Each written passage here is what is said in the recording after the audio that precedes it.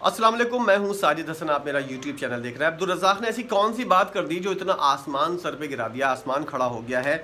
अब्दुल रज़ाक ने क्या बात की थी और उसके बाद शाहिद खान आफरीदी ने क्या लोमड़ी वाला किरदार अदा किया, क्या दो नंबरी की और अपने आप को किस तरह बचाने की कोशिश की। हम कहते हैं ना कि पाकिस्तानी जो खिलाड़ी हैं, साबिक हों या मौजूदा हों, जाहिलों से भरपूर हैं। ना पढ़ाई उन्होंने की है, ना इन लोगों को अगर मीडिया के ऊपर आ जाते हैं तो लगता है कि बंदर के हाथ में माचिस दे दी है, जो मुंह में आता है बकवास कर देते हैं। उसके बाद सोचते हैं कि क्या मैंने गलत कह दिया, क्या मैंने सही कहा है। इस वजह से बाद में वजाहतें देते हुए नजर आते हैं। यही कुछ शाहिद आफरीदी ने किया, अब्दुल रज़ाक ने किया। इंज़माम 50,000 दफ़ा इस तरह की बातें कर चुका है, बाद में अपनी बात की वजाहत करते हुए नजर आते हैं।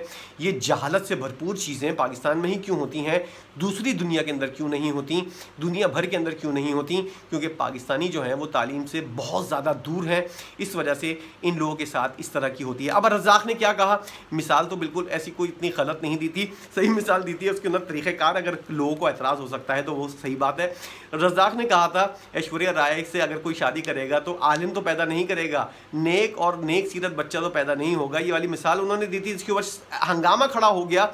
उसके बाद रज़ाक ने एक वीडियो पैगाम जारी किया जिसके अंदर उन्होंने इस बात पे माफ़ी भी मांगी ऐश्वर्या राय से और दीगर जिन लोगों की दिल आज़ारी हुई है। इसके ऊपर शाहिद खान आफरीदी ने क्या लोमड़ी वाला किरदार अदा किया, क्या दो नंबरी की। उस वक्त बैठा हुआ इतना शातिर आदमी है ये, इतना मतलब कि सियासी आदमी है ये, इतना तासुबी आदमी है ये कि इसके ऊपर देखकर, इसको खुद देखकर अंदाज़ा होता है कि ये अपने ऊपर लिबादा क्या उड़ा हुआ है। यही इंज़मामुल हक और शाहिद खान आफरीदी लिबादा क्या उड़े हुए हैं और पीछे से दो नंबरी क्या करते हुए नजर आते हैं। इनके किरदार कैसे हैं ज़रा इसके ऊपर नजर डालें। शाहिद खान आफरीदी ने जब अब्दुल रज़ाक बराबर में बिल्कुल बैठा हुआ था, अब्दुल रज़ाक ने जब ये वाली बात की, शाहिद खान आफरीदी आपने वीडियो के अंदर देखा होगा, सब लोग पूरी दुनिया के अंदर मशहूर हो गया है। शाहिद खान आफरीदी नीचे मुंह करके हंसा, उसके बाद तालियां बजा रहा है और बाद में अपनी वीडियो के अंदर जब वो वजाहत कर रहा है तो ये कह रहा है, ये बकवास करता हुआ नजर आ रहा है, लोमड़ी जैसा किरदार अदा करते हुए, सौतन वाला किरदार अदा करते हुए नजर आता है कि मुझे उस वक्त अंदाजा नहीं हुआ कि रज़ाक ने क्या कहा। अबे उल्लू के पट्टे, तू बराबर में बैठा हुआ है और तुझे ये नहीं पता कि बराबर में बैठकर उसने क्या कहा है। अगर तुझे नहीं पता कि उसने क्या कहा है तो तू हंस क्यों रहा था, उसके बाद तूने ताली क्यों बजाई?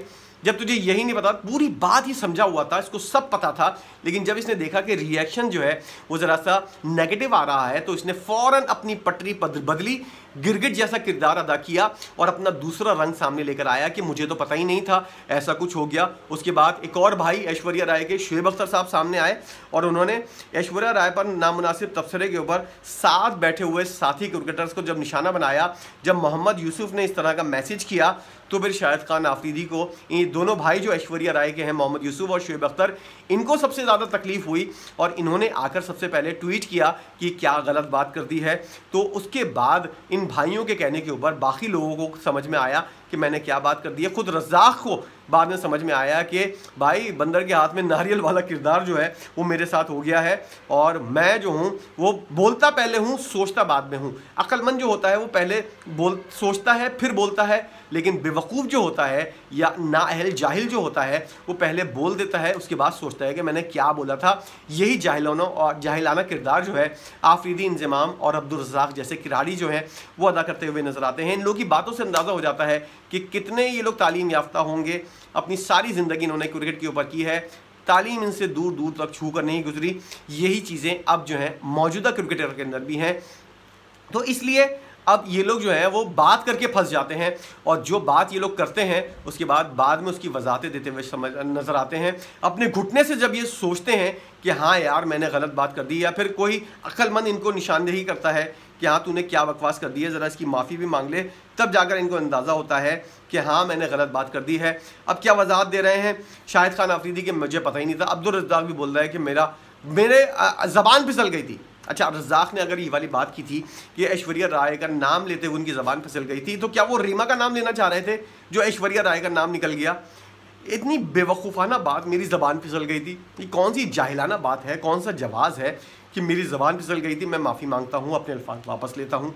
अबे ज़बान फिसली थी, तूने मिसाल तो ये वाली देनी थी ना, उसके लिए कोई और सा नाम, या तो रीमा या मीरा का नाम होता, जो तेरी ज़बान फिसल गई और तूने ऐश्वर्या का नाम ले लिया, या फिर ये मिसाल ही गलत दी थी। इस चीज़ की पूरी वजाहत सही से करनी चाहिए थी, लेकिन वही वाली बात है ना, जाहिल को पता ही नहीं होता कि क्या उनका किरदार है। अब इंज़मामुल हक साहब जो हैं वो मुसलसल जो हैं वो ये तबलीग के वाले मामला के ऊपर कहते हुए नज़र आ रहे हैं। उससे पहले उन्होंने हरभजन सिंह के बारे में बात की थी और कहा था कि वो जो है वो इस्लाम कबूल करने वाला था। हरभजन सिंह ने ट्वीट किया और उसका कहा कि कौन सा नशा करता है इंज़मामुल हक, ये कौन से नशे के अंदर बातें करता है।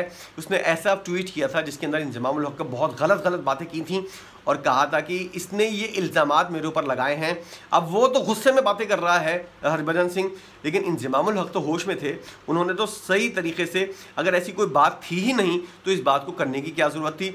अब इंज़मामुल हक साहब जो हैं वो ये वाली बात कहने के बाद दूसरी बात और कहते हुए नज़र आते हैं और ये कहते हैं कि और लोग जो हैं वो भी इस तरह के मामलात के अंदर, इससे पहले इन्होंने बोला था कि क्या नाम, पाकिस्तान का जो खिलाड़ी था दिनेश कनेरिया, उसको भी इस्लाम के दायरे के अंदर वो लाने की कोशिश कर रहे थे और दिनेश कनेरिया ने भी इनको खूब खरी सुनाई थी और बताया था कि भाई ऐसी कोई बात नहीं थी। उसके बाद इन्होंने कहा कि हरभजन सिंह भी इस्लाम कबूल करने वाला था और मौलाना तारिक जमील से वो करीब गौर कर रहा था, तो हरभजन सिंह ने भी उनको आईना दिखा दिया। अब इंज़मामुल हक ने जो है कहा कि ब्रायन लारा इस्लाम की दावत से मुतासिर हुआ था। इनके पास और कोई बात ही नहीं है करने की। और अपना किरदार अगर देखें तो खुद साया कंपनी, याजू कंपनी चलाते हुए नज़र आते हैं, 2 नंबरिया खुद करते हुए नज़र आते हैं। और अब बयानात क्या दे रहे हैं, ब्रायन लारा भी इस्लाम की दावत से मुतासिर हुआ था और उसने भी जो है ये वाला। भाई आप लोगों को ऐसे मजहबी और सेंसिटिव मामलात के अंदर क्या ज़रूरत है घुसने की। ये मामलात अगर किसी की, जैसे दिनेश कनेरिया, हरभजन सिंह के जज्बात मजरू हुए, अभी लारा एक ट्वीट करके आपको खरी सुना दे तो आपकी क्या इज़्ज़त रह जाएगी। इंज़माम साहब अपनी इज़्ज़त का कुछ ख्याल कर लें, कुछ इस मज़हब का ही ख्याल कर लें। इस तरह के सेंसिटिव मामलात के ऊपर क्यों आप बोल रहे हैं बिला वजह, क्यों? अगर आपके पास बोलने के लिए कुछ नहीं है, ख़बरों में आने के लिए कोई तरीक़ा नहीं है, तो आप खामोश करके अपनी तबलीग करो, साइड में बैठ जाओ। इस तरह मजाक तो ना बनाओ पाकिस्तान को और इस्लाम का। इस तरह की बातें आप नहीं करें, ज़्यादा बेहतर है। क्योंकि अगर कोई बाद में जवाब दे दे, जैसे हरभजन सिंह ने जो जवाब दिया है या फिर दानिश कनेरिया ने जो जवाब दिया है, इससे हम लोगों की दिल आज़ादी हो रही है। हम लोगों को बुरा लग रहा है कि भाई हमारा एक एक्स क्रिकेटर है, हमारा एक स्टार है, हीरो है, लेजेंड है, उसको कोई छोटा सा इंडिया का खिलाड़ी जो है वो ट्वीट करके बातें सुना रहा है। ये वाली चीज़ जो है ये हम लोग को बुरी लग रही है, पाकिस्तानियों को बुरी लग रही है। खुदा के वास्ते इन चीज़ों का ख्याल करें। अभी ब्रायन लारा के बारे में आपने बयान दे दिया है, अगर ब्रायन लारा कोई ट्वीट करके ऐसी कोई बात कर दे तो फिर हम लोगों का और दिल दुखेगा। इंज़माम साहब इस तरह की बातें नहीं करें। इन सेंसिटिव मामलात के ऊपर, ख़ास तौर पर मज़हब के जो मामलात हैं, इनको नहीं टच किया करें। इससे मुसलमानों के ख़ास तौर पर जज्बात जो हैं वो बहुत ज़्यादा मजरू होते हैं। इन मामलात को अगर आप क्रिकेट की हद तक रहें तो ज़्यादा बेहतर है। इस मज़हब के मामलात को ख़बरों की ज़ीनत ना बनाएं, या कोई ऐसे सेंसिटिव मामलात जो हैं उनको अगर हुआ भी है तो अपनी हद तक रखें, बिलावजह ख़बरों में लाके अपनी बेइज्जती ना करवाएं, पाकिस्तानियों की बेइज्जती ना करवाएं, मुसलमानों की बेइज्जती ना करवाएं। कोई कुछ कहता है तो हमको बुरा लगता है, जैसे कि हरभजन सिंह ने कहा, ब्रायन लारा अगर कुछ कह देगा और ज़्यादा बुरा लगेगा। तो मेरी एक रिक्वेस्ट है कि इस तरह के मामलात को जो है वो डिस्कस नहीं करना चाहिए। आप इस बारे में क्या सोचते हैं? आप क्या सोचते हैं कि ऐसी चीज़ें डिस्कस होनी चाहिए या नहीं? इस बारे में ज़रूर बताइएगा कमेंट करके। और अब्दुल रज़ाक ने जो कुछ किया है इस पर आपकी क्या सोच है ये भी बताइएगा। वीडियो देखने का बहुत शुक्रिया।